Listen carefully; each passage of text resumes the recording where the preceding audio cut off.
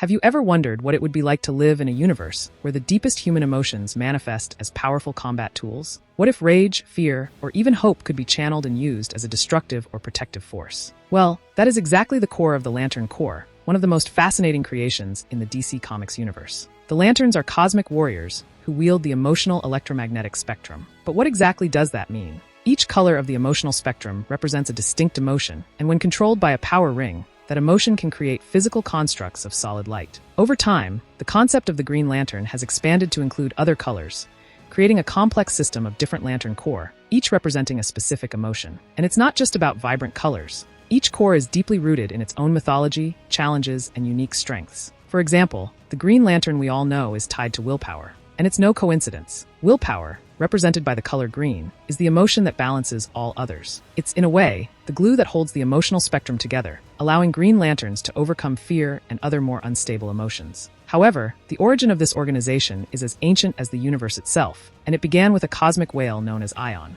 But the Guardians of the Universe weren't satisfied with using willpower as their sole source of power. In exploring this energy, they realized there was much more. Thus, new corps emerged, each with its own challenges, like the Sinestro Corps, which uses fear. Sinestro, once one of the greatest Green Lanterns, fell from grace and in exile, formed his own Lantern Corps, wielding the yellow light of fear. He understood that, in many cases, fear can be as, or even more, powerful than willpower. Then came the Red Lantern Corps, fueled by rage, where the brutal atrocitus channels his uncontrollable fury against his enemies. He and his followers not only use rage as a weapon, but are completely immersed in it, becoming slaves to their own anger. This raises an intriguing question. When emotion takes control, where does identity end and the monster begin? Greed, on the other hand, also found its place in the spectrum. The mysterious larfleeze, the sole member of the Orange Lantern Corps, is driven by an insatiable hunger for possession. His ring, fueled by greed, is so voracious that it consumes everything around him, and he creates light constructs made from the souls of those he's destroyed. In the Lantern universe,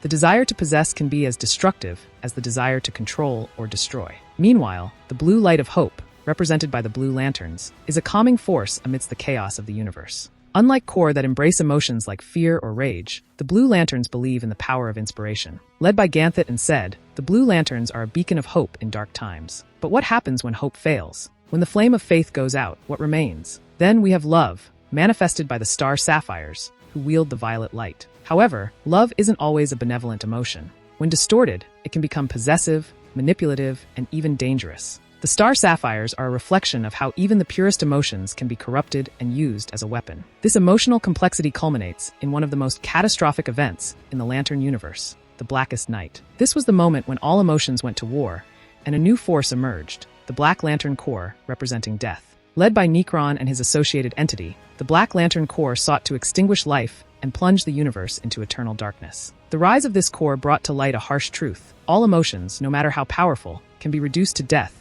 the absence of feeling. But amid the darkness, there is also light. When the forces of the 7 emotional corps finally united, the white light of life was unleashed, represented by the entity. The white light, the force of life itself, proved to be the only one capable of defeating Nekron and his Black Lanterns. However, this victory didn't come without sacrifices, and the balance of the emotional spectrum was never the same again. Each of these Lantern Corps is not just a group of heroes or villains. They are, in a way, a deep exploration of human nature, showing how our emotions, in their purest forms, can be both a source of power and destruction. Ultimately, what the Lantern Corps teaches us is that control over our emotions is essential. Without control, rage, fear, love, or even hope can corrupt us. Now, the question remains, if you had a power ring, which emotion would be your driving force? Would it be rage, love, or hope? Or is it possible that deep down, all emotions are connected, and true strength comes from balancing them all?